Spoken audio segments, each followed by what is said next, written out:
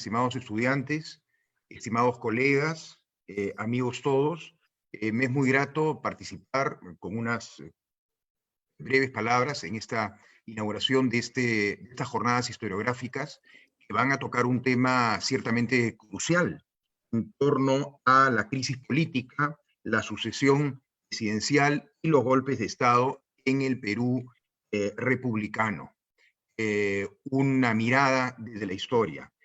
Quiero en primer lugar felicitar a la especialidad de Historia por haber sido tan dinámica en los últimos meses, por haber desarrollado efectivamente varias ediciones de estas jornadas historiográficas que son muy importantes y que manifiestan pues lo trascendente que es la presencia de los historiadores en el debate nacional. Como lo vamos a ver también en la jornada de hoy. En ese sentido, desde el decanato quiero, repito, felicitar al coordinador de la especialidad, el profesor Miguel Costa, y a todos los estudiantes por su dinamismo en ese sentido. Y por otro lado, quería hacer una brevísima reflexión sobre estos últimos días, estas últimas semanas. Un colega ayer me recordaba esta famosa frase de Lenin, ¿no? Que decía o dijo que hay décadas donde no pasa nada y hay semanas donde pasan décadas, ¿no? Y en efecto, la semana antepasada ha sido una de esas, ¿no? Que hemos tenido expresidentes en el lapso, efectivamente, de una semana, en una situación, pues, que de alguna manera creíamos propia de tiempos pasados, que ya no volverían. Y en ese sentido, y por azar, he estado leyendo en estos días el libro de Basadre titulado precisamente El azar en la historia y sus límites. Y durante esa semana, ¿no? Pareció una década, leí un párrafo de Basadre que realmente parece referido a la coyuntura actual, ¿no? Como ustedes saben, el libro El azar en la historia y sus límites es un libro dedicado a la independencia del Perú. Y al final hace una serie de reflexiones sobre la historia republicana y habla del sufragio y la vida política en el Perú republicano, ¿no? Y dice que muchas veces el sufragio no funcionó en el Perú, no funcionó mal. O, dice, a veces tuvo resultados conflictivos, ¿no? Y dice lo siguiente: las instituciones que mediante él se establecieron, que mediante el sufragio se establecieron, surgieron características de enfermedad que el tiempo no curó, sino hizo crecer. El poder ejecutivo osciló frecuentemente entre el abuso o la impotencia. El poder legislativo, caracterizado en forma creciente dentro de los últimos tiempos por la mediocridad de sus miembros, salvo excepciones, acentuó su afán de interferir en la administración pública y de aprobar leyes empíricas o movidas por minúsculos e impuros intereses o proclives a acentuar el desequilibrio en el fisco, ¿no? Es decir, parecen líneas escritas la semana pasada, en el marco de esta categoría que Basadre planteó del estado empírico, ¿no? Y lo que es efectivamente un poco lamentable es que este estado empírico, es decir, manejado por gente sin preparación, según lo que planteaba Basadre para el Perú del siglo XIX, pues pueda seguir teniendo validez en el siglo XXI, ¿no? De tal manera que quería plantear este párrafo de Basadre un poco para dar inicio a la discusión, porque me pareció además una providencial coincidencia haberlo leído justamente en este contexto. De tal manera que, sin más, agradezco mucho a los profesores Natalia Sobrevilla y Carlos Contreras su participación, y cedo la palabra a Mariana Reyes, que va a moderar el evento. Muchas gracias. Muchas gracias, profesor. Y antes que nada, buenas tardes con todos los presentes. Le damos la bienvenida a esta nueva jornada historiográfica titulada Crisis Política, Sucesión Presidencial y Golpes de Estado en el Perú Republicano, un análisis desde la historia. En esta oportunidad tenemos a la doctora Natalia Sobrevilla y al doctor Carlos Contreras.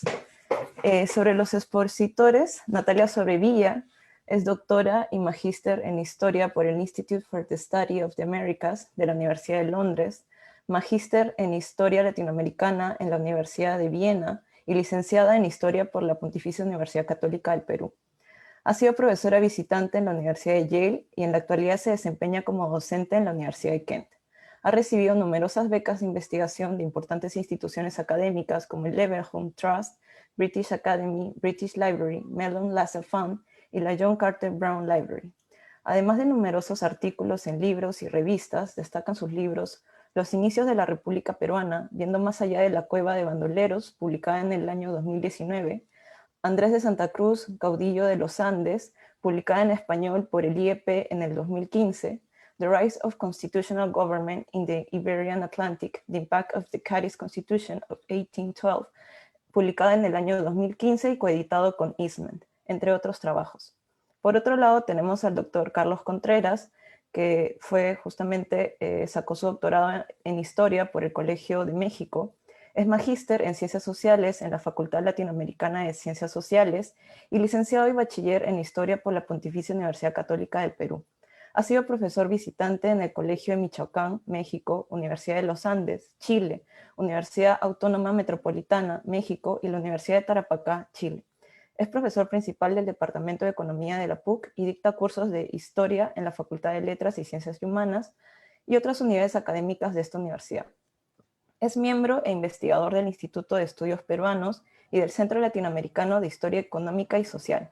Entre su larga lista de publicaciones académicas destacan sus libros Historia del Perú Contemporáneo,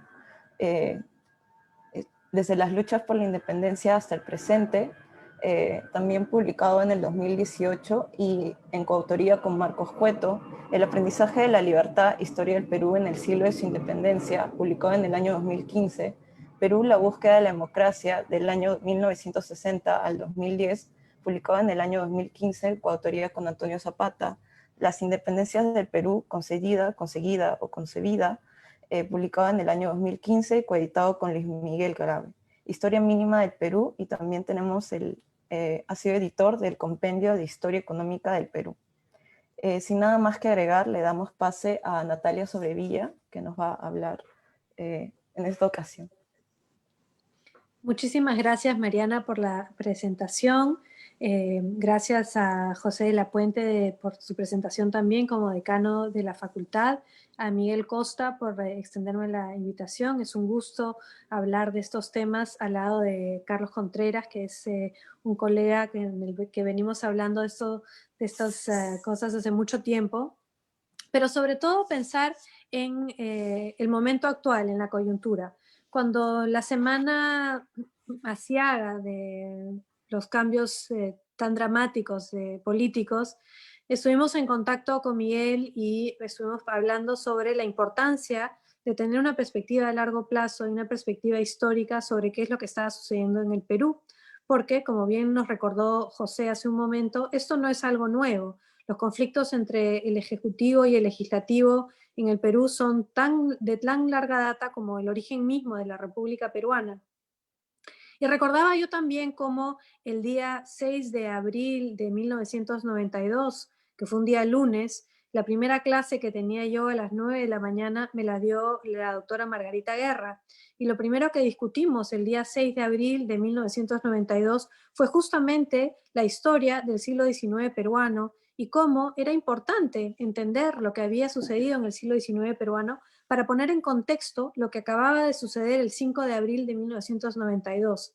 Es decir, que estábamos ante esa larga tradición de conflicto entre ejecutivo y legislativo que ha caracterizado, como mencionamos, la historia política peruana. Hace un par de años yo publiqué un artículo justamente sobre las batallas entre el Ejecutivo y el Legislativo a inicios de la República, porque es un tema que considero ha venido siendo parte de la historia peruana hace muchísimo tiempo. Justamente nosotros nos iniciamos como una república con un parlamento, con la salida de José de San Martín en septiembre de 1822 y el establecimiento del primer parlamento peruano. Recordemos que este parlamento fue elegido para todas las provincias del Perú, incluyendo las que en ese momento todavía se encontraban bajo el control de los realistas, y el voto fue directo, y todos los hombres que podían, que no eran sirvientes y no eran esclavos, tenían derecho al voto. Entonces esos fueron nuestros primeros representantes, nuestro primer congreso. Entonces vemos que el Perú tiene en su origen un origen parlamentario. El primer poder ejecutivo se estableció desde el Parlamento con una junta gubernativa, un triunvirato, que estaba un poco al servicio del Parlamento. Pero vemos también que desde el mismo inicio vamos a tener un conflicto dentro de las mismas guerras de independencia entre ese nuevo sistema legislativo que se estrena con una serie de ideales y deseos imaginarios que choca con la realidad de la guerra misma.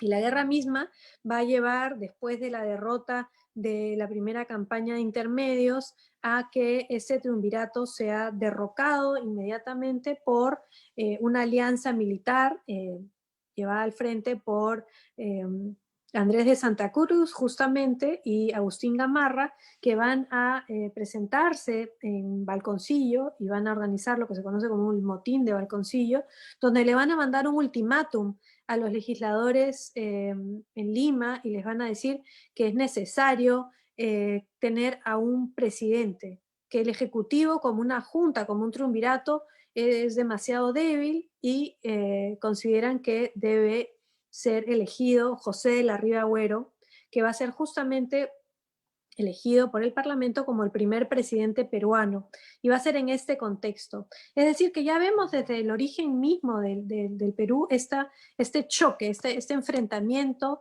entre las fuerzas militares, la Santa Cruz y Gamarra, con el Parlamento para forzar el fin del triunvirato y el comienzo de la presidencia de Rivagüero. Ahora, las realidades de la guerra, como sabemos, llevan a que el gobierno de Rivagüero mismo sea muy débil, que se vea forzado a salir de Lima, que haya una serie de dimes y diretes entre el Parlamento, hasta que llega un momento en que Rivagüero va a salir de Lima con algunos de los parlamentarios y embarcarse a Trujillo, donde va a establecer un gobierno paralelo, otros representantes que se van a mantener en Lima y van a tener a Bernardo de Tagle, el marqués de Torre Tagle, como el presidente, y esto va a ser en un contexto de guerra. Podríamos arguir que en este momento de guerra, de conflicto, es comprensible que el poder tanto del Ejecutivo como del Legislativo estén disminuidos, pero vamos a ver que ante la presencia de Bolívar, por ejemplo, Bolívar va a ser siempre un cultor de las formas. Él no va a querer llegar al Perú hasta recibir el permiso del Parlamento colombiano, porque no quiere dejar de tener una presencia política en Colombia, y lo va a hacer llegando al Parlamento peruano y presentándose con palabras muy efusivas sobre la necesidad de los legisladores de mantener su posición, creando la primera constitución peruana, porque cuando Bolívar llega al Perú está ese parlamento dedicado a la redacción de la primera constitución del Perú. Bolívar además se pone a los pies del Parlamento peruano, por lo menos lo hace de palabra, y dice ser un fiel servidor, estar ahí solamente para prestar su espada, no tener ningún interés en ingerir en la creación constitucional peruana. Y pues se da efectivamente la Constitución de 1823, que es a toda regla la primera constitución peruana, a pesar de que en el Perú ya se había aplicado, como hemos visto, la Constitución de Cádiz en 2 periodos en el Perú, pero esta primera Constitución de 1823 se va a dar en un contexto de guerra, en la plena guerra de independencia, y no se va a llegar a aplicar realmente, pero va a tener una importancia simbólica, como les mencionaba. Bolívar, como sabemos, va a ser exitoso después de mucho trabajo en el año 24 en las campañas. Efectivamente, la guerra va a terminar en el año 24 y Bolívar va a seguir su camino hacia el Cusco primero y luego a lo que era el Alto Perú, lo que se va a convertir en la República de Bolivia, la República Boliviana, donde va a redactar una nueva constitución. Y ahí vamos a ver cómo Bolívar va a utilizar esta nueva constitución como un arma para tratar de imponer su visión de una federación de las repúblicas que él ha liberado. Él va a forzar el retorno al Perú, el que se apruebe esta constitución, y vamos a ver esta tensión. En cuanto a estructura constitucional, la constitución vitalicia de Bolívar, la constitución boliviana de 1826, tiene una estructura bastante diferente a la del 23 y va a ser impuesta por Bolívar, pero esto, al igual que la del 23, la Constitución del 26 no va a tener una duración muy larga. Y lo que vamos a ver es también un levantamiento, una vez que Bolívar sale del Perú, un levantamiento de las mismas tropas colombianas en el Perú, agitándose en contra de esta constitución vitalicia, y un llamado a un nuevo Congreso, que será un nuevo Congreso constituyente. Y vamos a ver que ese nuevo Congreso constituyente va a ser conformado por muchos de los veteranos liberales que han participado en los primeros debates de cómo se debe establecer el gobierno en el Perú. Algunos de ellos van a haber sido parte de la sociedad patriótica y van a haber tenido una experiencia por pelear por la implantación de la República. La Constitución de 1828 y este Parlamento que va a llevar a la discusión va a estar dominado por los liberales. No voy a entrar ahora en detalle en los nombres, pero existen biografías excelentes sobre algunos de estos prohombres que fueron algunos muy dedicados a la creación de instituciones, pero no fueron tan lejos como para implantar una federación.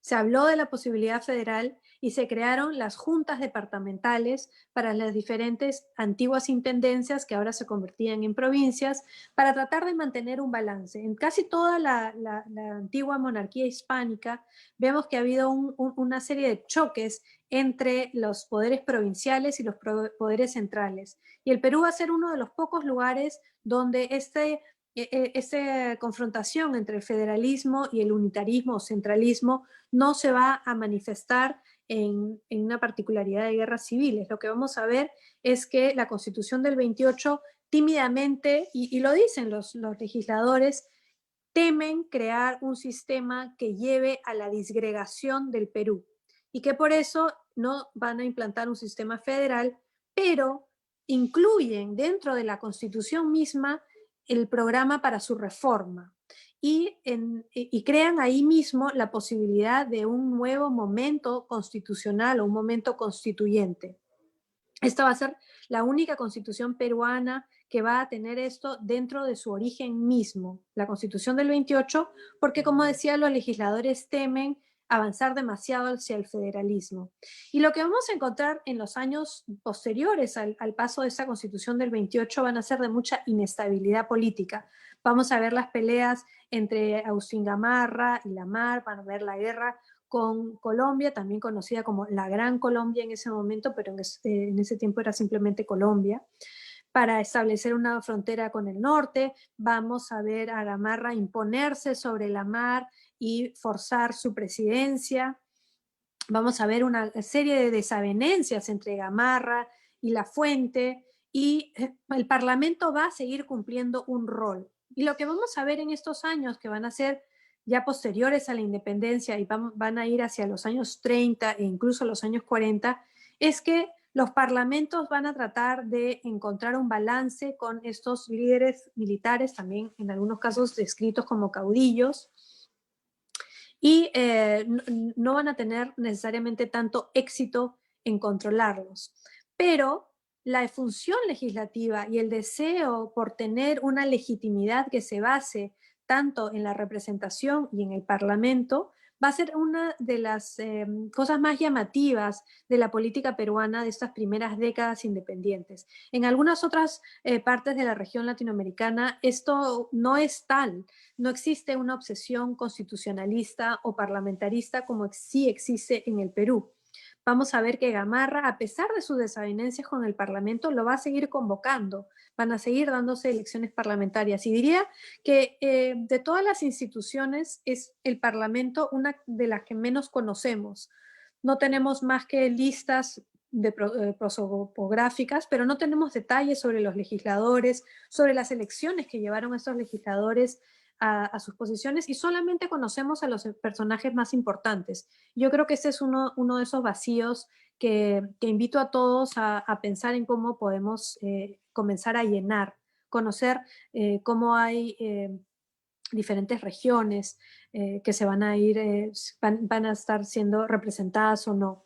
Ahora, me detengo en esto solamente porque, como decía, la Constitución del 28 contiene en sí misma el germen de la reforma que va a llevar a la Convención del 33, que va a llevar también a toda la discusión sobre quién va a reemplazar a Gamarra y va a llevar eventualmente a una guerra civil, que va a ser la guerra civil que va a enfrentar a los liberales en el año 34 contra los militares que Gamarra ha tratado del militar que Gamarra ha tratado de imponer como su sucesor.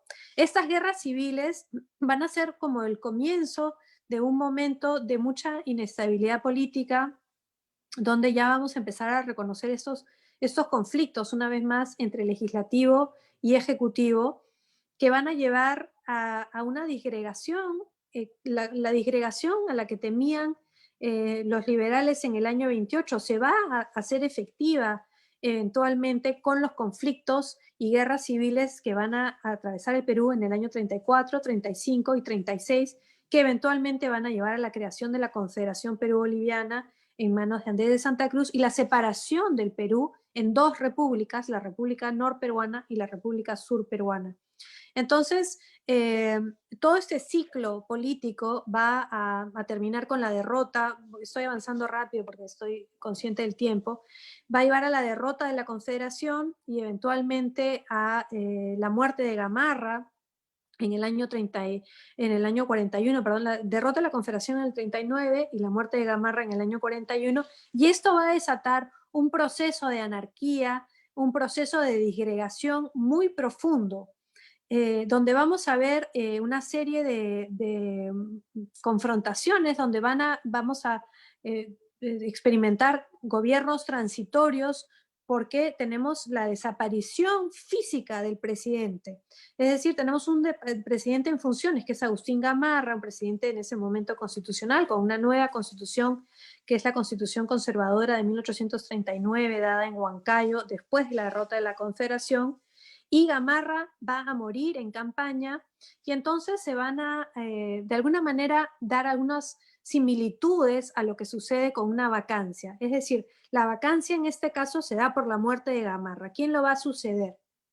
Y ahí va a empezar toda una danza entre si va a ser el segundo vicepresidente o si va a ser el primer vicepresidente o si va a ser alguno de los miembros del Congreso, y la inestabilidad va a ser profunda. Y vamos a ver además que van a haber momentos en que van a haber líderes regionales que van a estar a cargo de una región, que se van a levantar. Y esto tiene que ver también con toda una inestabilidad política que viene de este periodo, del primer periodo de Gamarra, esta confrontación entre regiones.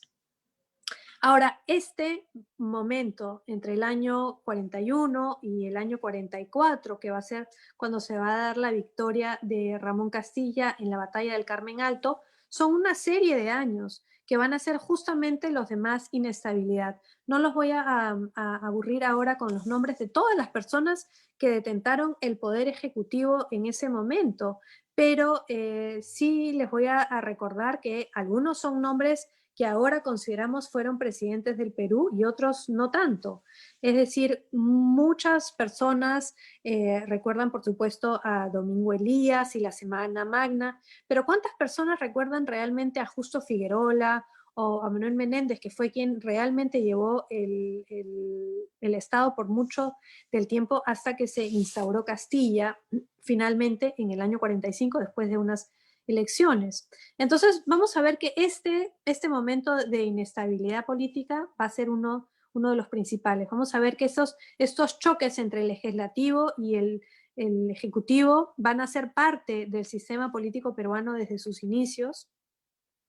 Vamos a ver también cómo Castilla, una vez llegado al poder en el año 45, va a tener la capacidad de empezar a organizar el Estado y va a tener los fondos del guano, y se va a empezar a enmendar constitucionalmente la Constitución del 39, y se va a empezar a hablar sobre si se debe continuar el sufragio para casi todos los hombres, como es el caso en elecciones indirectas, o si eso se debe cambiar. Esos son los debates conocidos como los debates Herrera-Gálvez, donde se habla sobre si debe ser la soberanía de la inteligencia o la soberanía popular, y eventualmente los liberales van a lograr que se mantenga la soberanía popular y que no se quite el voto a quienes no saben leer y escribir, y que se siga prolongando esto en el tiempo. Y vamos a tener un segundo momento de confrontación importante cuando se va a, después de las elecciones en 1851, en que Echenique va a reemplazar a Castilla, va a ser el nuevo presidente. Vamos a ver cómo eventualmente acusaciones de corrupción muy fuertes en contra de Echenique y acusaciones de haber robado la elección van a llevar a una nueva guerra civil, que va a ser la guerra civil que se desata a fines del año 53 y va a ser principalmente durante el año 54, conocida también como la Revolución Liberal. Castilla se va a unir a los liberales que habían sido derrotados en las urnas en el año 51, y esto también va a llevar a un momento de guerra civil y de confrontación que eventualmente va a llevar una vez más a Castilla a la presidencia. Entonces vamos a ver que estos ciclos no van a terminar, y que la discusión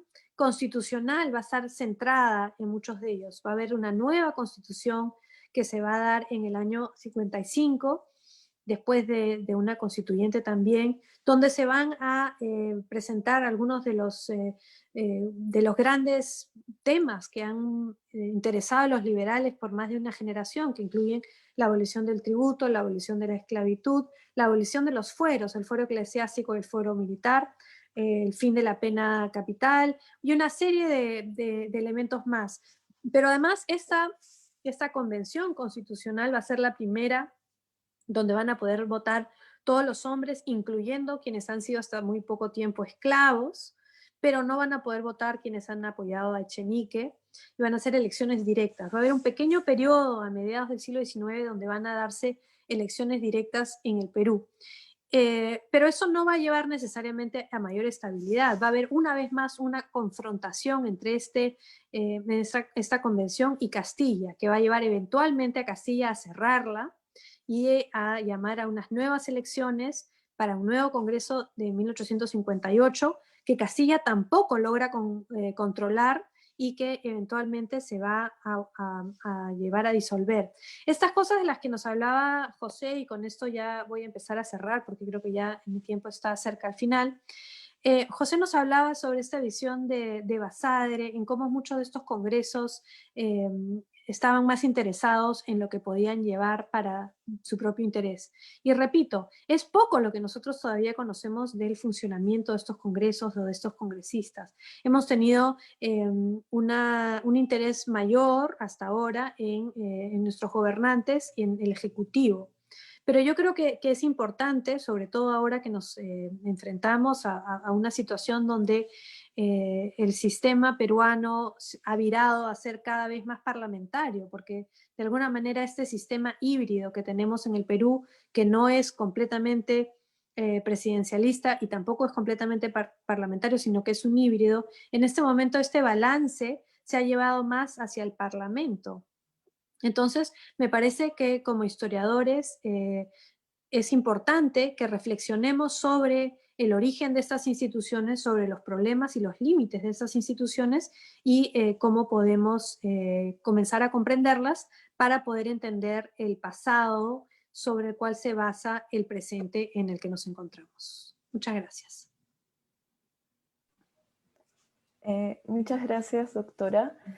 Antes de continuar con el profesor Carlos Contreras, les queremos hacer acordar tanto al público en el Zoom como a los espectadores de Facebook que pueden ir dejando sus preguntas, y después de que termine el profesor Contreras las vamos a ir formulando para que puedan contestar los expositores. Sin nada más, profesor Carlos Contreras. Buenas tardes, muchas gracias a los organizadores de esta jornada por invitarme al Jueves Historiográfico. Estoy muy contento de compartir la tribuna con Natalia Sobrevilla, una historiadora cuyos trabajos me han provocado siempre mucha admiración y de los que he aprendido mucho. De hecho, nos ha dado una muestra de su erudición en la época, sobre todo, de inicios de la vida republicana, en la que, como ella misma dice, hay mucho por investigar todavía. Saludo también al decano, a Miguel, a la delegada de los estudiantes que organiza estas jornadas. Pensé organizar mi breve exposición en torno al tema de la crisis política que genera la sucesión presidencial. En toda sociedad, la sucesión del gobernante es un momento de crisis política. Y precisamente para atenuarla, para tenerla bajo control, es que la sucesión del gobernante es pautada de acuerdo a normas o protocolos que deben cumplirse, de manera que hagan predecible dicha sucesión. He preparado un pequeño PPT para que me acompañe en la presentación, entonces voy a ver si lo puedo compartir con ustedes. A ver. Este es. Entonces, espero que lo estén viendo, ¿no? Así le he puesto el título de la jornada, Crisis Política, Sucesión Presidencial y Golpes de Estado en el Perú. Ahí tenemos una imagen precisamente de Sánchez Cerro, de uno de los tantos golpes políticos que hemos tenido en el Perú después de haber derrocado al tirano Leguía. Entonces, les estaba diciendo que cómo organizar la sucesión del gobernante es uno de los temas complejos de una sociedad y significa un momento de crisis. Como digo en la diapositiva, las sociedades han adoptado diversas fórmulas para determinar la sucesión del gobernante. Por ejemplo, el linaje hereditario es una fórmula un poco tosca y que ahora nos puede parecer pues, irracional, despótica. De hecho, el liberalismo hizo toda una crítica acerba de la monarquía, del sistema hereditario, pero hay que reconocer que era bastante práctico. Digamos, se conocía de antemano quién iba a suceder al rey. Había una ley, digamos, de sucesión, que podía ser solamente masculina, podía ser masculino o femenina. ¿Qué ocurría si el sucesor era una desgracia? Si era un tipo sin cualidades o con defectos morales terribles. Entonces la sociedad tenía mecanismos para delegar, para retirarle poder al gobernante y que éste pase a las cortes o a otros funcionarios. Y de esta forma las monarquías, digamos, podían sobrevivir. Otra, claro, son las fórmulas basadas en elección, que se han identificado ya con las fórmulas republicanas. La elección, como nos ha estado explicando Natalia, puede ser directa o indirecta. En la elección directa, el cuerpo electoral, los ciudadanos habilitados para el voto, eligen al gobernante. En la indirecta, los ciudadanos habilitados para el voto eligen a un cuerpo electoral, a una asamblea de electores que elige al gobernante. Y puede haber incluso grados intermedios, ¿no? De manera que el cuerpo electoral o asamblea de representantes se reúne en una provincia y elige electores de mayor nivel, y así sucesivamente pueden ser 3, 4 grados hasta que se elige al gobernante.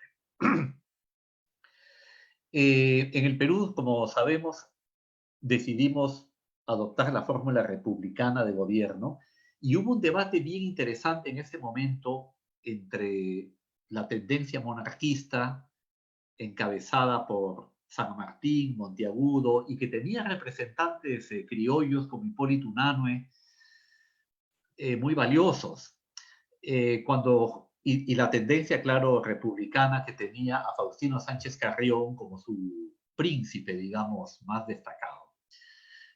Jorge Basadre ha reseñado este debate, muchos historiadores en verdad han reseñado este debate y en general nos dejan la conclusión de que sociológicamente el debate lo ganan los monarquistas, en el sentido de que ellos decían, a ver, ¿tiene el Perú las características necesarias para que se instaure un sistema republicano? Recordemos que el sistema republicano asume que existe una comunidad homogénea de ciudadanos y que cualquiera de ellos puede ser el gobernante.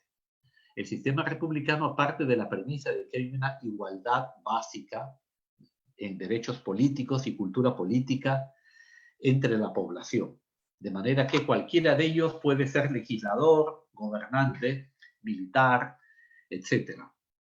¿Existía algo así en el Perú? ¿Existía una homogeneidad social, política, económica entre la población que permitiera hablar de una comunidad de ciudadanos? Por supuesto que no. De hecho, uno de los artículos más persuasivos de Alberto Flores Galindo se titulaba justamente República sin ciudadanos, ¿no? La idea de que se creó una república en la cual no existía el requisito básico para su constitución, que es una comunidad de ciudadanos más o menos homogénea, equiparable. Los monarquistas añadían otros argumentos a su favor, ¿no? Como por ejemplo la vasta extensión del territorio peruano, la dificultad de comunicar sus distintas partes entre sí, la existencia de un pequeño grupo ilustrado. La mayor parte de la población era analfabeta, carecía de ilustración, la desigualdad de riqueza. Entonces, todas las características sociales, económicas del Perú parecían abonar a favor de la fórmula monárquica, salvo el hecho tremendo que no teníamos linajes, no teníamos, digamos, monarquía. Y la fórmula monárquica se asienta mucho en una tradición histórica. Digamos, el reino no puede ser sacado de la manga. Ya hemos visto lo que pasó en México, en el propio Brasil, cuando países latinoamericanos pretendieron, renegando de la república, abrazar la monarquía. Son experimentos que terminaron muy mal. Entonces, aunque sociológicamente el debate lo ganan los monarquistas, en el terreno práctico y podríamos decir también filosófico, ¿no? En el debate de ideas, se impone la fórmula republicana. Era difícil que ocurra de otra forma. Yo creo que el espejismo de la revolución de los Estados Unidos era muy poderoso en toda América y un trono en los Andes habría sido hostilizado por todas las repúblicas vecinas y de hecho no habría sobrevivido. O sea que yo creo que estábamos en cierta forma condenados a ser una república. Y aquí es que esperábamos, como lo he puesto aquí en la diapositiva, que lo que en otros países era la consecuencia del desarrollo social, económico y político de los pueblos, fuera en nuestro caso su causa. Es decir, la idea era, en otros países del mundo, la república, la organización republicana ha coronado un proceso de evolución económica, social, que ha creado esa comunidad de ciudadanos, que ha facilitado la comunicación en el territorio, cruzándolo con caminos, puentes, puertos, sistemas postales, sistemas educativos que han creado esa comunidad homogénea, y entonces la fórmula republicana viene a coronar un largo proceso de integración nacional. Alemania, por ejemplo, podría ser un caso, ¿no? En el que primero fue la nación y después va a ser el Estado, la república. Pero aquí en el Perú esperábamos las cosas al revés. Luis Alberto Sánchez, un intelectual del siglo XX, parafraseaba esta idea, ¿no? Diciendo: en el Perú hemos tenido moneda antes que comercio, hemos tenido constitución antes que código civil y hemos tenido Estado antes que nación. La idea es que el Estado va a crear la nación, que la moneda va a crear el comercio, que la constitución va a crear la sociedad comercial, va a posibilitar la vida económica y política. Y creo en ese sentido que hemos padecido en cierta forma un espejismo. Lo mismo nos pasó con los ferrocarriles, ¿no? Pensábamos que los ferrocarriles iban a crear el comercio en vez de ser su consecuencia. De manera que en Europa los ferrocarriles eran el punto final de un largo proceso de desarrollo económico y comercial, y luego lo facilitaban y lo impulsaban más allá. Pero Manuel Pardo, cuya figura he puesto acá, sé que tiene muchos seguidores en la Facultad de Humanidades, tenía su teoría, que le llamaba la teoría de los países nuevos, y decía: lo que en Europa ha ocurrido en los países nuevos, como los americanos, no tiene que ser igual.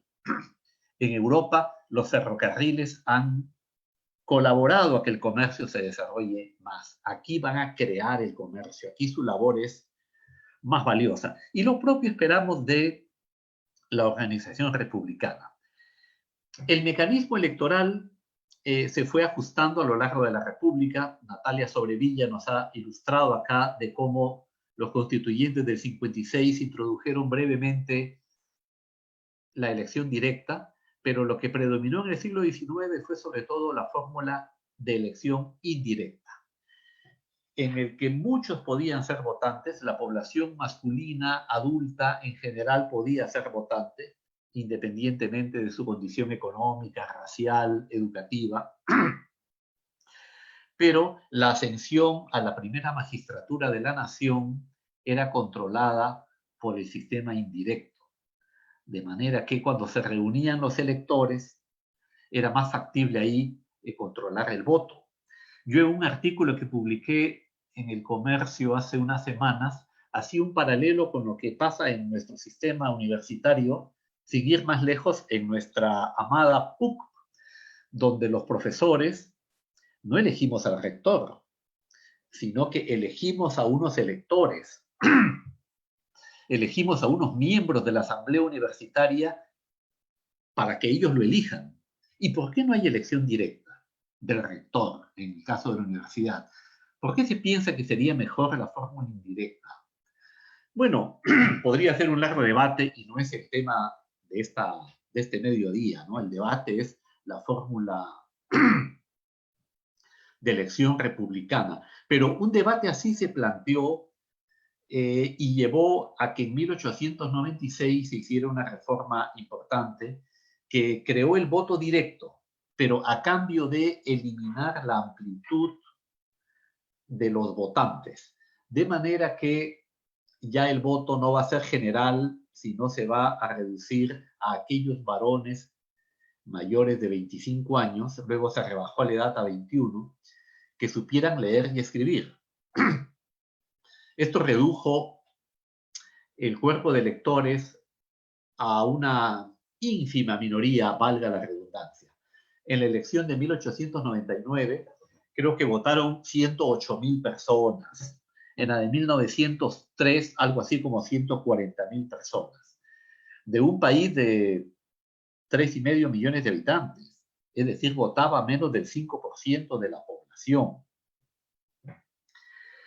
Sin embargo, el cuerpo electoral en el siglo XX va a irse ampliando a medida que el derecho al voto es conquistado por la gente, de manera que con la masificación del sistema educativo, los votantes alfabetos, la población alfabeta, quiero decir, crece en número. En 1955 se concedió el voto a la mujer, lo cual duplicó el número de votantes, y en 1979 se dio el voto a los analfabetos. Cuando ya eran una minoría, se rebajó la edad para votar a los 18 años y se dio el voto también a los peruanos en el extranjero.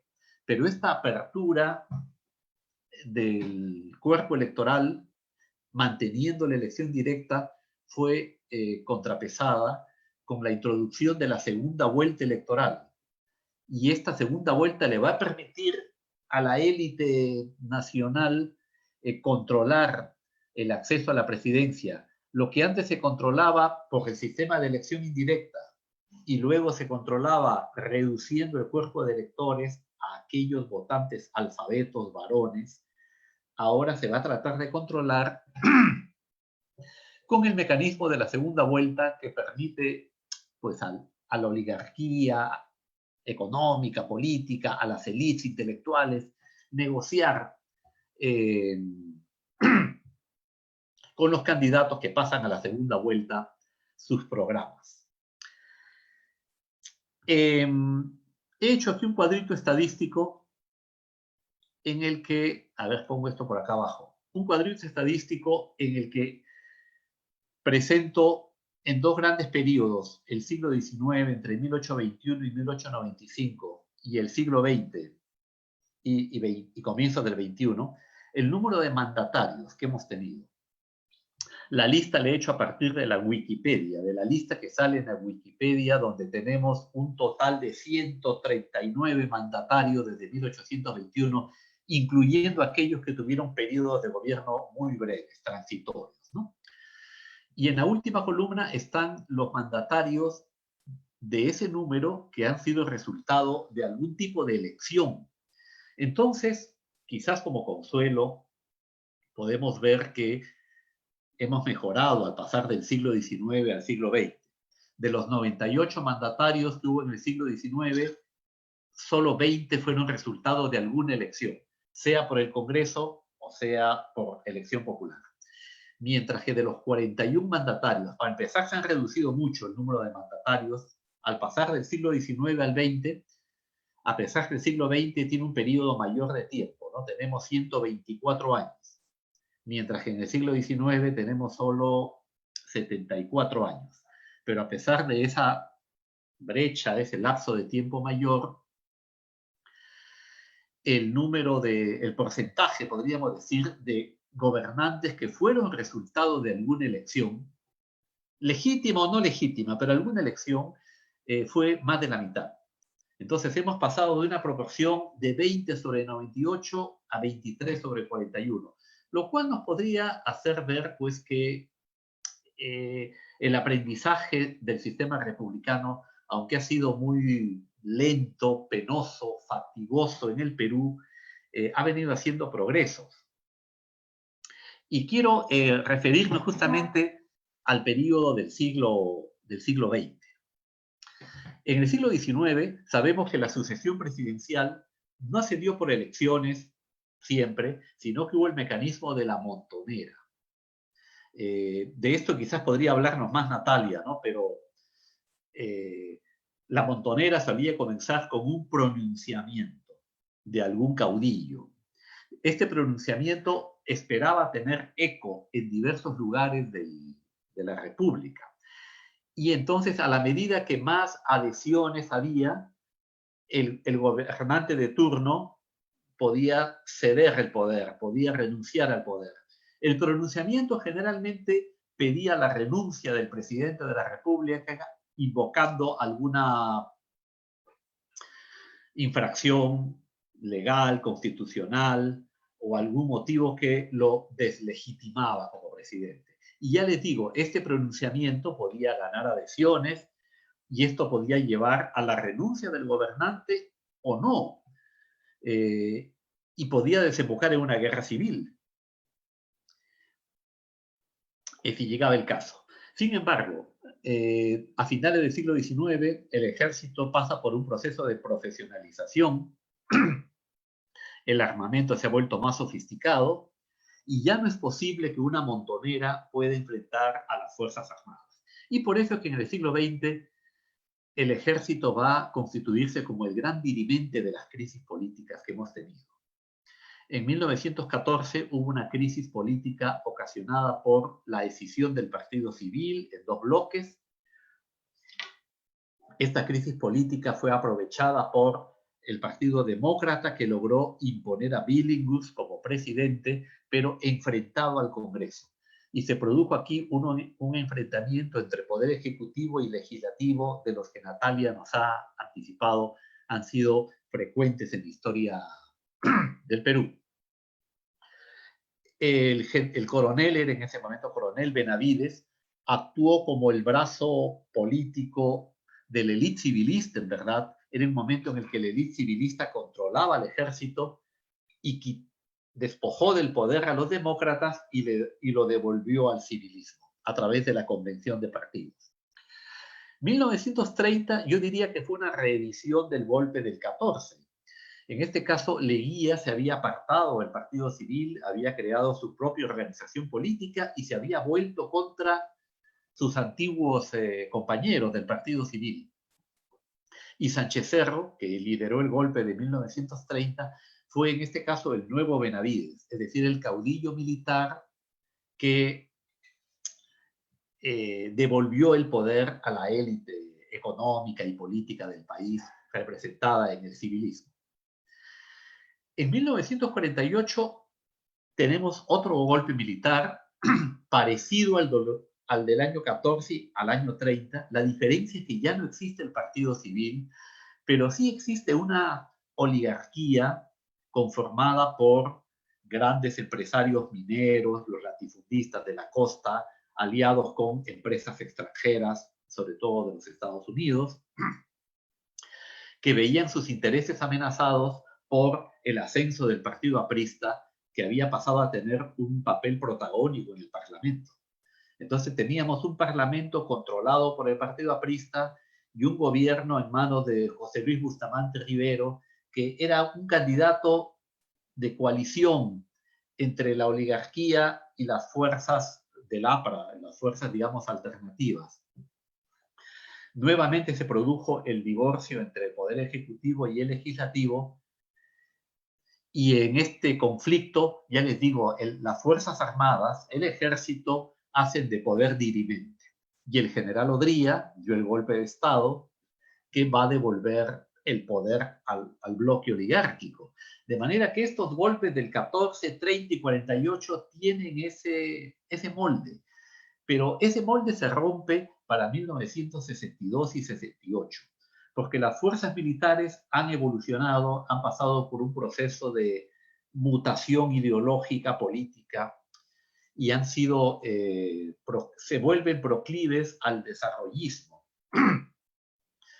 De manera que el año 62 se produce un golpe militar de un carácter ya distinto, es un golpe institucional, que trata de impedir la llegada del APRA al poder. Entre el APRA y el ejército había un enfrentamiento que no era tanto ideológico, sino más bien producto de las circunstancias políticas que habían ocurrido en los años 30, en la que comandos apristas habían asesinado a los rehenes del ejército que habían estado en el cuartel O'Donovan de Trujillo, y en la represión tras la retoma del cuartel, los militantes apristas fueron ejecutados en las murallas de Chanchán. Estas matanzas mutuas dejaron entre el ejército y el APRA una profunda división, un profundo enfrentamiento, y este veto al APRA lleva al golpe militar del año 62 y hasta cierto punto también el de 1968. Aquí tenemos justamente la imagen de Velasco Alvarado leyendo el decreto de la reforma agraria en el año 1969.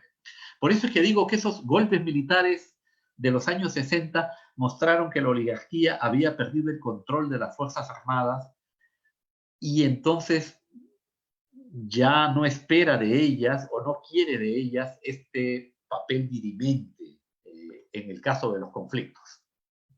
Bueno, para terminar, porque creo que también mis minutos se agotan, desde 1980 no tenemos ya golpes militares, sino otras fórmulas para, digamos, dirimir los conflictos políticos, que es la disolución y la vacancia. El presidente puede disolver el Congreso y el Congreso puede vacar al presidente. Un elemento, sin embargo, perturbador en esta situación es que desde los años 80 aproximadamente observo que las élites han perdido el control del Congreso. No hay segunda vuelta para la elección congresal. La elección congresal es directa, se dispersa en miles de mesas electorales en toda la República, y como el voto se ha universalizado y votan 3/4 partes de la población, las élites carecen de un control, como les digo, sobre el Congreso. Esta digamos, pérdida de control del Congreso, curiosamente se transforma hoy en un ataque al Congreso, ¿no? Y digamos, el Congreso en ese sentido es atacado por la prensa, atacado por las élites intelectuales, ¿no?, que acusan su falta de preparación, su falta de valores morales, su improvisación, que defienden intereses particulares. Yo no niego que eso ocurra, por cierto, ¿no? No digo que los congresistas sean una maravilla, pero me parece que detrás de esta descalificación del Congreso hay una suerte de queja de las élites de su pérdida de control de una institución que ha pasado, pues, a tener muchos representantes populares. Una investigación de profesores de la Facultad de Ciencias Sociales de la Católica, Marisa Paredes entre ellos, registró, por ejemplo, la cantidad de apellidos quechuas que comienzan a hacerse presentes en el Congreso. Al comienzo del siglo XX no hay prácticamente apellidos quechuas, ¿no? Al final del siglo XX aparecen apellidos quechuas y gente, digamos, de orígenes de lo más diversos. Bueno, lo voy a dejar acá porque veo que me estoy comiendo el tiempo y no quiero abusar de ello. No tengo la hora en este momento, a ver, ya es claro. Entonces, en la crisis actual me parece que se hace evidente una división de la élite entre lo que llamaría una facción académica o intelectual, una élite intelectual y una facción económica. Y creo que esta escisión de la oligarquía en dos bloques es la que se viene manifestando en los últimos 20 años en las crisis políticas que hemos tenido, tanto el año 2000 como ahora en el 2020. Entonces, dejo la presentación acá y espero que después de las preguntas pueda retomar algunos temas que ahora no he podido explicar lo suficientemente. Muchas gracias, Mariana. Muchas gracias a ambos expositores. Ahora sí vamos a pasar a la ronda de preguntas. Me comentan que hay 2 preguntas en Facebook y dicen, en el Perú tuvimos Estado antes de nación, y también preguntan para Carlos Contreras, ¿es sinónimo de estabilidad económica la estabilidad política?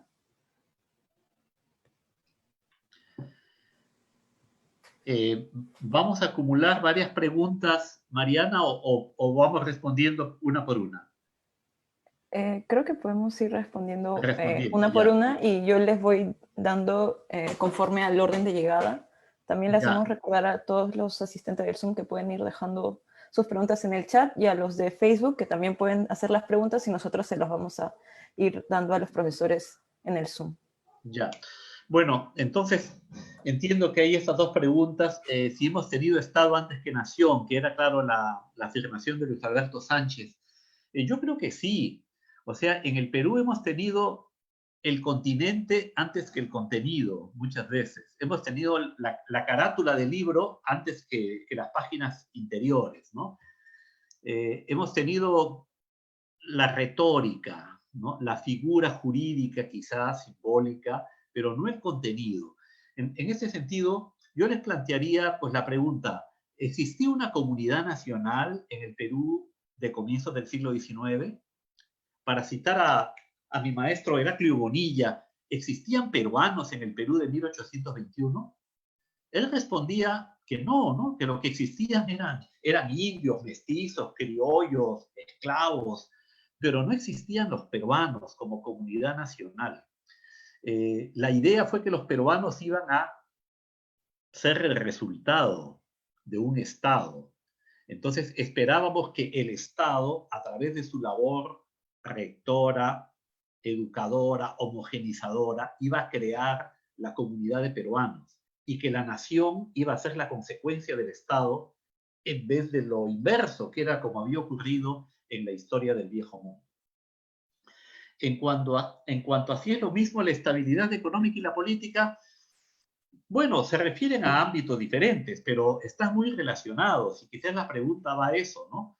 Cuando no hay estabilidad económica, normalmente esto se traduce en una inestabilidad política, ¿no? Por ejemplo, en los años 80 la hiperinflación y la recesión del aparato productivo fue tan impresionante que de hecho provocó una conmoción política que se vivió durante varios años.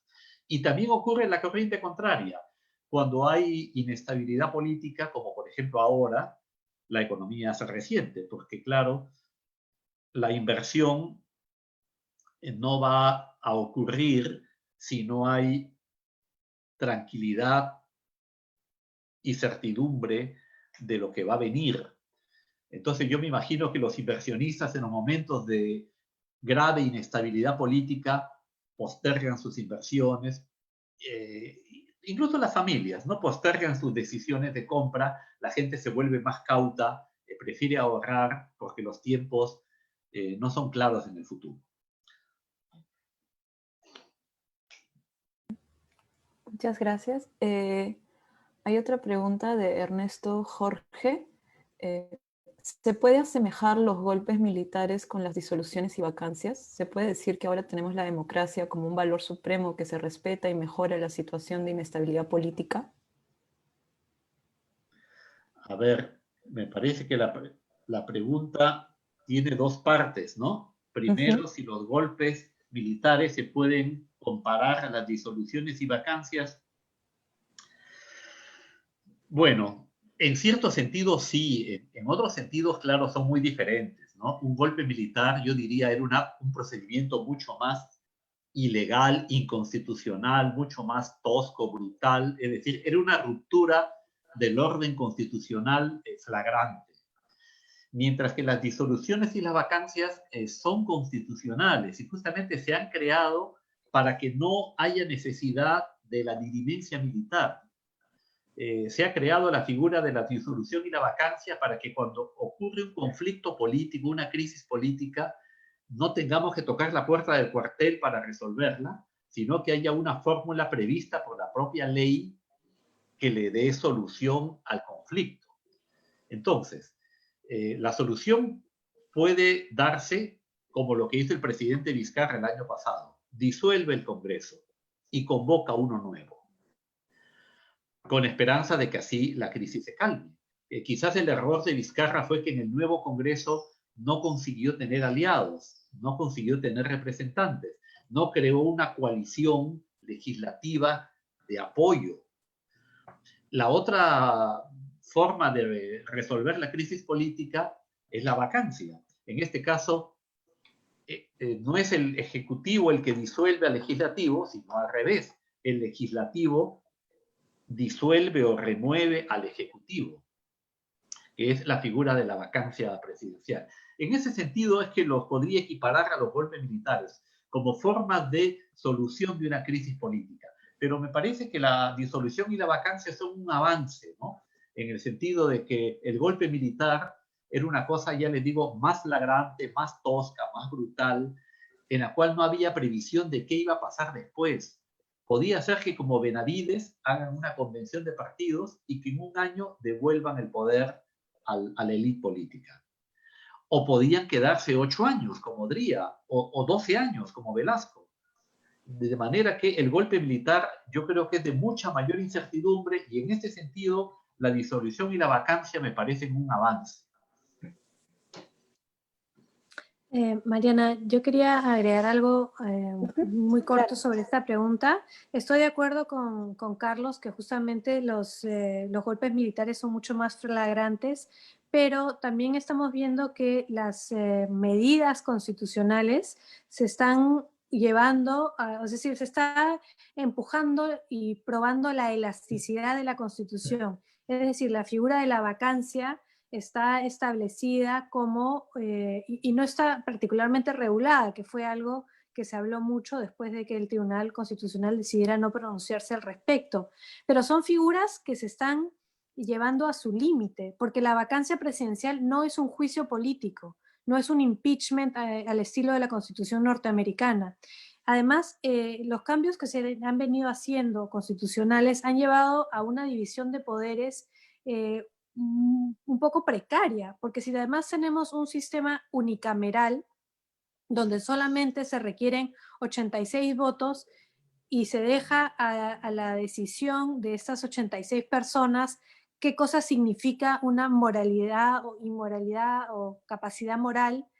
Entonces, me parece que las figuras constitucionales se están empujando de tal forma que no sé hasta qué punto se puede seguir diciendo que esto es constitucional. Entonces, yo creo que hay un problema ahí, y como decía, que yo pienso que es un problema de diseño institucional que nos legó la Constitución del 93. Cuando se habla de los cambios, de los posibles cambios constitucionales, mucho se reitera el tema del capítulo económico, pero yo creo que es más bien en la estructura misma del Estado donde tenemos una posibilidad de cómo se están llevando esto hacia un límite.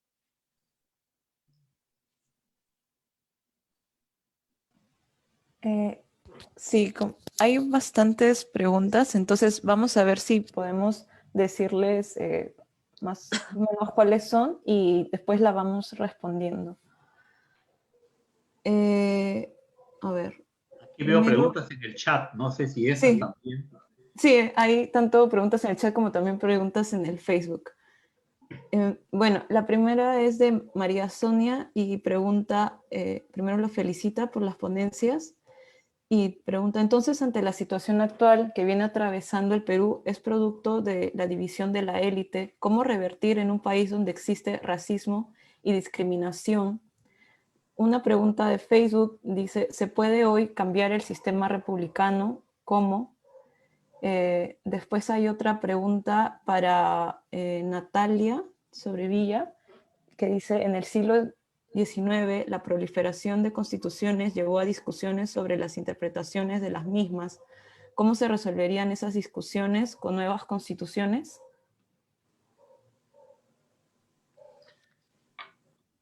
Bueno, quizás, a ver, yo trato de responder la primera, ¿no? De María Sonia. Cómo revertir esta situación de fraccionamiento. Yo creo que tiene que haber cambios en el sistema político, ¿no? Estoy de acuerdo con Natalia de que los cambios en la Constitución son importantes en el sistema político, que yo diría disminuyan este enfrentamiento o creen canales en que se pueda resolver de mejor manera. Yo, por ejemplo, eliminaría la segunda vuelta, que creo que propicia el enfrentamiento en dos bloques. O en todo caso, no sé si también habría dos vueltas para el Congreso, para que haya mejor control del Congreso, pero creo que más práctico sería eliminar la segunda vuelta y luego para la elección presidencial, ¿no? Luego, los requisitos para formar un partido político tendrían que ser diferentes. Yo creo que lo que tenemos que hacer es construir partidos políticos sólidos. Tiene que haber un tipo de financiamiento del Estado a ellos. Yo sé que esto es impopular en este momento porque la gente no quiere a la clase política y darle dinero a la clase política le parece pues un desperdicio, pero yo creo que es necesario reconstruir partidos políticos. Y esto creo que se hace pues a partir de leyes. No soy experto en derecho electoral, en sistema político, pero creo que ahí la legislación que empezó a hacer la comisión política que nombró el presidente Vizcarra, la Comisión de Reforma Política, ¿no? En que participaron varios profesores de la universidad y que entiendo ha quedado a medio hacer, ha quedado incompleta. Esto debería ser retomado. Ahora no creo que en el corto plazo vaya a terminar este enfrentamiento que hay. Me temo que no es algo pues que apretando una tecla o haciendo una reforma va a calmarse. Me temo que nos va a acompañar algunos años, pero no hay mal que dure 100 años. Bueno, yo sigo con lo que dice Carlos, y la pregunta que iba a las constituciones del siglo XIX es interesante porque tenemos diferentes sistemas constitucionales, y alguien también preguntaba sobre si podemos replantear la república. Yo no creo que sea posible convertirnos en una monarquía. Yo creo que eso realmente está fuera de nuestras posibilidades, por lo mismo que no funcionó en el momento en que San Martín lo planteó, primero porque nadie quería ser rey del Perú y segundo porque no había un apoyo real para una monarquía. Creo que el tema republicano en ese sentido está zanjado. Ahora, sí podemos preguntarnos si queremos seguir siendo una república con un sistema híbrido donde no somos ni completamente parlamentarios ni completamente presidencialistas. La mayoría de países en la región son presidencialistas, pero existen regímenes parlamentarios. La democracia parlamentaria a veces no tiene ni siquiera una constitución escrita, como es el caso de la democracia parlamentaria en Gran Bretaña, que es además una monarquía constitucional sin una constitución escrita.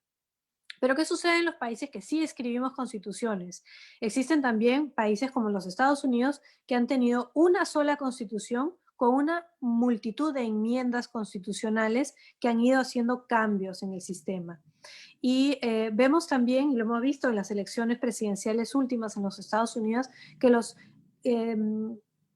mecanismos de pesos y contrapesos en el sistema norteamericano, que es además un sistema federal, tienen, que son bastante robustos, a pesar de ser anticuados, porque ellos todavía continúan teniendo un sistema de elección presidencial indirecta, a pesar de que son una democracia presidencial. ¿Qué sucede en países como el Perú, que tienen una sucesión de constituciones? Hay muchas personas que dicen, y Alberto Vergara lo dijo en la radio hace unos días, ¿por qué el Perú tiene que tener otra constitución más? ¿Acaso no sufrimos de una constitucionalitis, que queremos tener una constitución que lo resuelva todo? Y yo creo que hay algo de eso, pero Carlos aludió a la reforma política propuesta por la Comisión de Alto Nivel. Y esas propuestas de enmiendas constitucionales no se han podido llevar a cabo porque tienen que ser aprobadas por el Parlamento. El Parlamento disuelto no las aprobó, el Parlamento actual no las ha aprobado y es lo más probable que el próximo Parlamento tampoco las apruebe. Entonces, cuando existen sistemas constitucionales con constituciones escritas, como el caso peruano, pueden reformarse y las constituciones tienen sus propias reglas de reforma. La Constitución de 1839 se reformó muchísimas veces, hasta que llegó un punto en que los cambios que buscaban los liberales ya no se podían lograr con reformas constitucionales nada más. Ellos querían cambios más profundos. Y fue por eso que se llevó a la Constitución del 56, con la constituyente de la Asamblea del 55. Pero esa Constitución, algunos la consideraron demasiado radical y hubieron levantamientos, principalmente en Arequipa, en contra de esta, hasta que se encontró un nuevo acuerdo constitucional. Entonces, ¿qué sucede en el momento actual? Me parece a mí que podemos aprender del siglo XIX pensando en, estamos con una serie de demandas y tenemos un sistema que en sí mismo es problemático de reformarse. Hemos visto que se han hecho intentos, se han hecho parches, se han hecho arreglos. Comencemos con que la representación parlamentaria en la Constitución inicialmente eran 120 representantes, congresistas, con un solo distrito electoral para todo el Perú. Y eso se cambió, ahora son 130 y hay una cierta distribución regional. Pero estamos en un país donde ni siquiera tenemos una representación muy directa. Nosotros como ciudadanos no tenemos una relación muy estrecha con nuestros representantes y entonces no podemos exigirles a nuestros representantes que hagan lo que nosotros como sus electores y votantes les hemos pedido. Entonces yo creo que esas son cosas que se tienen que ver con cambios más profundos, institucionales más profundos que se deben debatir. Me parece que había una pregunta sobre Ramón Castilla. Sí. ¿Si había sido el mejor gobernante del Perú? ¿Es cierto que Ramón Castilla fue el mejor presidente del Perú? ¿Qué influencia tuvo el mariscal Domingo Nieto en él, si también su gobierno por el Guano estuvo plagado de corrupción? Bueno, depende a quién le preguntes por Castilla. Odría tenía a Castilla como su gran héroe. Castilla gobernó en su primer gobierno en base a dar prebendas a miembros del ejército, y Castilla logró llegar a un segundo gobierno apoyando a los liberales. Entonces, fue exitoso, tuvo un momento de bonanza, pero también me parece que dejó bastantes problemas una vez que Castilla dejó el gobierno, y volvemos a lo que hablaba Carlos hace un momento, de que la sucesión presidencial es el momento más delicado. Castilla termina su vida tratando de iniciar una revolución en el momento en que está el Perú enfrentándose a un conflicto con España. Yo no sé tampoco si es que hacer un ranking de quién es el mejor presidente sea realmente lo más acertado. Yo creo que hay presidentes que tienen momentos acertados, que tienen buenas experiencias, pero tampoco creo que se pueda decir simplemente el mejor presidente, ni en el caso de Ramón Castilla ni ningún otro.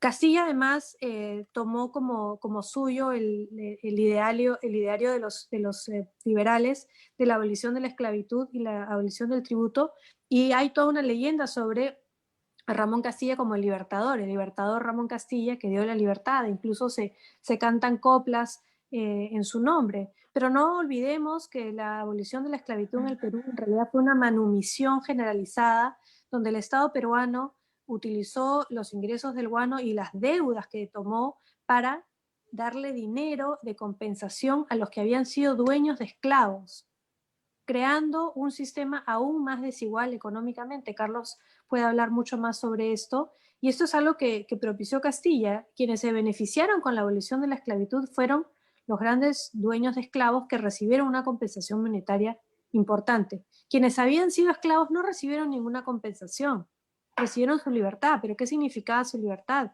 En muchos casos, no mucho, de que ahora podían trabajar por muy poco dinero para los que antes habían sido sus amos. Entonces, yo creo que hay que acercarse con pinzas al legado de Castilla, como a todos. Voy a profesor, ¿quiere comentar algo? Sobre las preguntas que están aquí en el chat, pero si tú... Sí, lo que pasa es que hay varias, y varias son del chat que me está mandando en privado de Facebook, pero bueno, Olger Cuba pregunta, en tiempos de crisis o luego de estos, hemos tenido dictaduras o elegido caudillos que han hecho la figura presidencial muy fuerte e imponente. En la guerra con Chile, en los años 80, Fujimori, por ejemplo. ¿Puede pasar una situación parecida en estos tiempos de crisis de salud económica y política? También Juan Lan nos pasa por Facebook, que están preguntando qué probabilidad existe de organizar una república federal. ¿En el Perú ha existido alguna representación real de los ciudadanos o aún nos falta trabajar en eso? Podemos decir que la crisis de hoy es por el descontrol de las élites existentes en el modelo republicano, y qué se podría cambiar o mejorar. Bueno, a ver, primero, aludiendo a lo de Ramón Castilla, sí estoy de acuerdo con Natalia, que es un personaje controvertido. Yo creo que supo rodearse sabía distinguir a los buenos asesores intelectuales. Creo que ese era su mérito, su buen olfato para escoger buenos asesores y colaboradores. Pero efectivamente hubo mucha corrupción. Arnaldo Márquez señala varios casos en los que la casa Gibbs era su financista, y la relación de Gibbs con Castilla sería como la de Odebrecht con Toledo o de Dreyfus con Pierola, más o menos, ¿no? Parece que en el Perú pues la carne sale con hueso, y los gobernantes que hacen cosas buenas como abolir la esclavitud o el tributo cobran con la mano izquierda. Y no sé, será la maldición no de Malinche, sino de Atahualpa, pues en este caso. Luego también, respecto a la pregunta de Cuba sobre presidencialismo, creo que en el Perú hay efectivamente un sentimiento presidencialista, más que parlamentarista, desde luego, ¿no? Casi siempre los presidentes están mejor evaluados que los congresos. No he hecho el estudio histórico, pero si uno compara desde que hay encuestas, la aprobación de los presidentes y la aprobación de los parlamentos, los presidentes generalmente están mejor evaluados. No creo que porque eran mejores que el Congreso, sino porque es más fácil identificarse con una persona que con un cuerpo de 180, 120 o 130 personas. En este sentido, creo que hay una cultura presidencialista en el Perú que quizás es herencia de los siglos de virreinato, que era una época de monarquía absoluta, y antes de monarquía inca, ¿no? De manera que la cultura monárquica presidencialista era un tema que un historiador salido de las aulas de la Católica, Eduardo Torres Arancibia, creo que me parece, se llamaba, estudió mucho hace algunos años, ¿no? Esta tradición presidencialista presente en la cultura política peruana. Luego, esta pregunta de Héctor Solari me gustaría aludir brevemente sobre si en el Perú el Congreso es realmente representativo del Perú o si no representa intereses particulares como los de las universidades privadas que él menciona, ¿no? Bueno, ciertamente representar a la sociedad peruana debe ser complicado.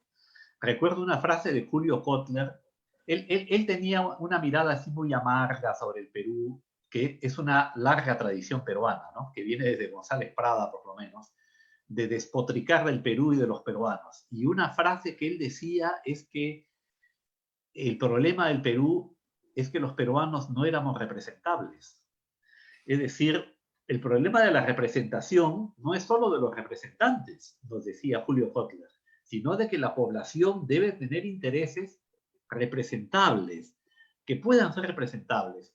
Y claro, uno piensa en esto, por ejemplo, cuando sabemos que en el Perú hay cientos de miles de mineros informales, no sé, 200.000 mineros informales. ¿Cuántos transportistas informales hay en el Perú?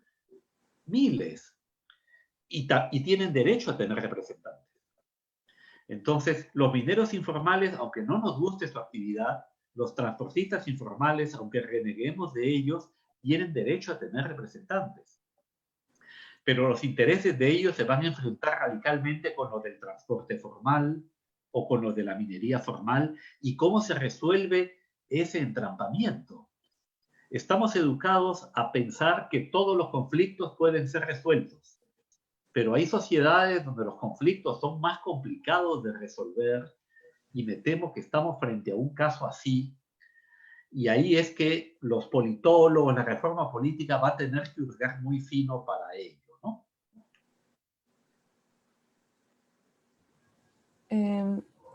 Mariana Cruz nos comenta: la sucesión de constituciones de inicios de la República, 1823, 1826, 1828, tuvo permanencias con respecto al control de la población y no solo en el ámbito político.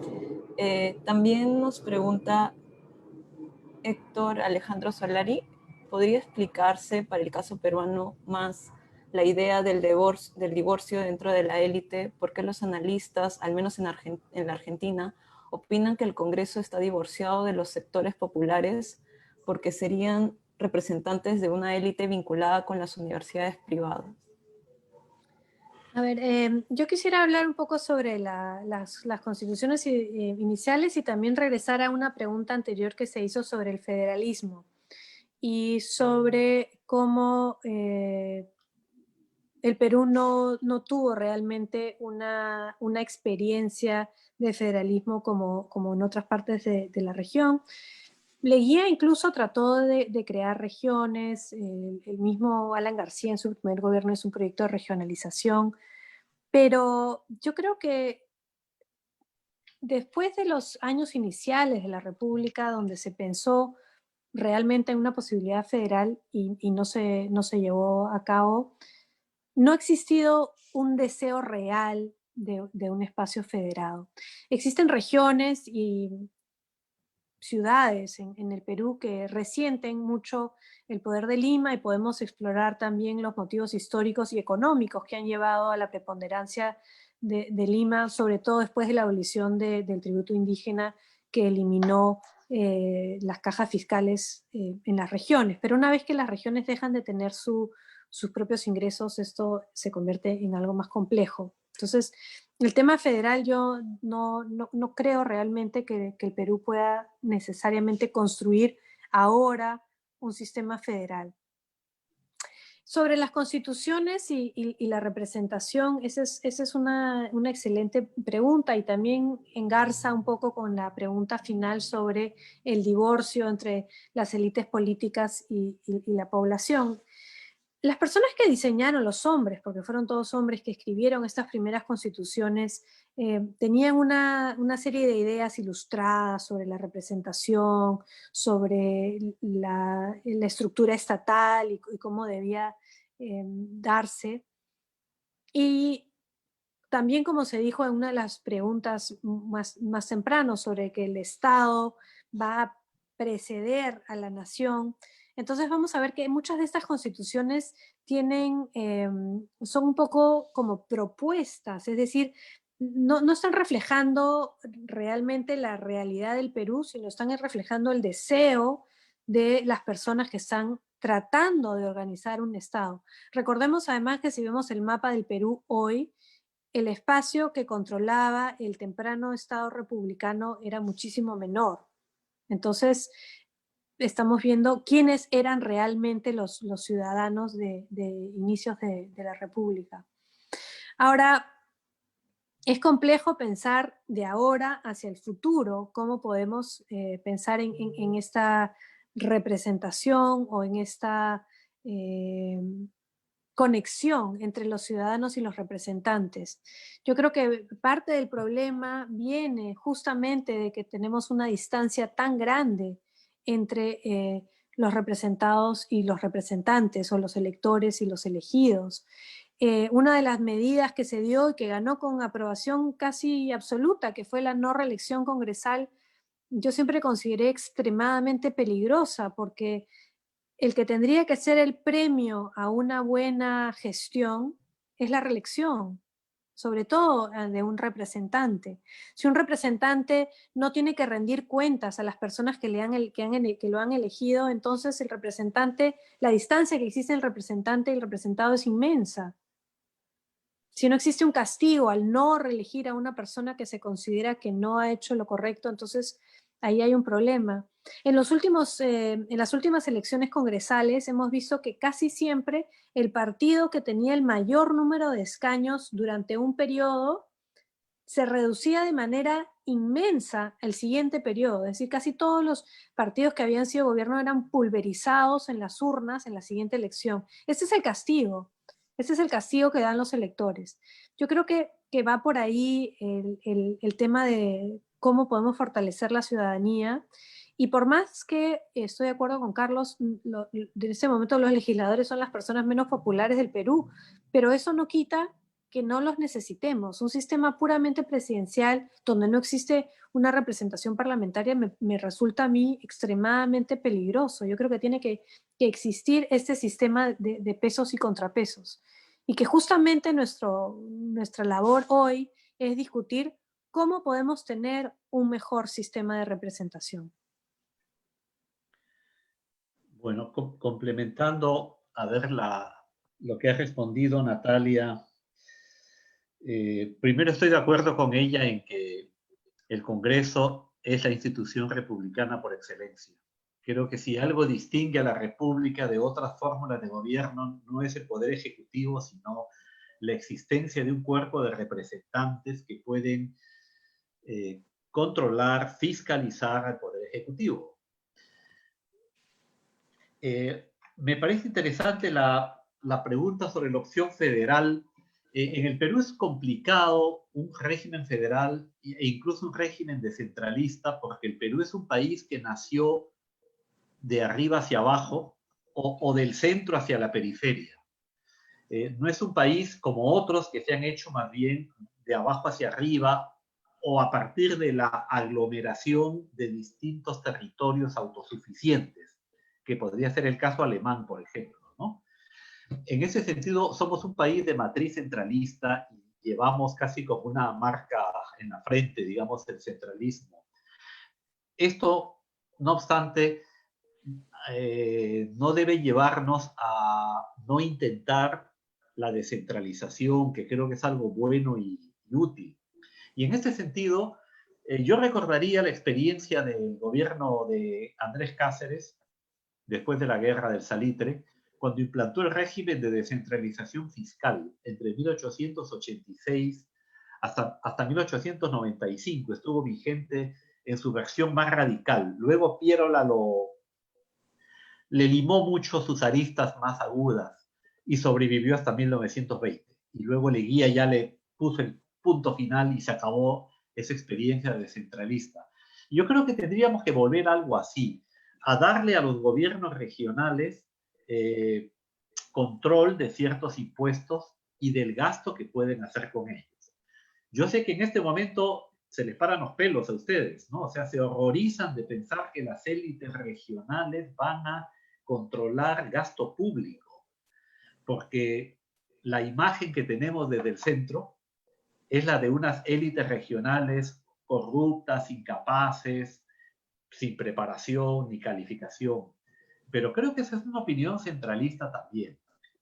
Yo sé que al comienzo va a ocurrir corrupción, va a haber mal manejo del dinero, pero es el aprendizaje necesario por el que tienen que pasar las élites. La propia élite peruana ha pasado por eso después de la independencia y no podemos negarles a las élites locales esa experiencia, ese derecho, digamos, a pasar por un proceso así. Entonces, yo creo que el proceso de descentralización debería continuar. Me parece que en este momento hay como un repliegue de él, ¿no? Socolor de la corrupción, del burocratismo, de la ineficiencia, pero creo que debería haber pasos en ese sentido. Y en fin, eso es lo que puedo decir. Muchas gracias a todos por sus preguntas. Lamentablemente ya nos hemos quedado sin tiempo. Reiteramos nuestro agradecimiento a los doctores Carlos Contreras y a Natalia Sobrevilla por todas estas exposiciones, al público asistente, también a los organizadores, también al doctor De la Puente, al doctor Miguel Costa y a todo el equipo de jornadas historiográficas. Muchas gracias. Gracias. Muchas gracias. Y muchas gracias por la invitación. Muchas gracias. Gracias, Carlos. Gracias, Natalia. Gracias Excelente. a todos. Un gusto. Adiós. Gracias, nos vemos. Chao. Hasta luego. Hasta luego. Chao.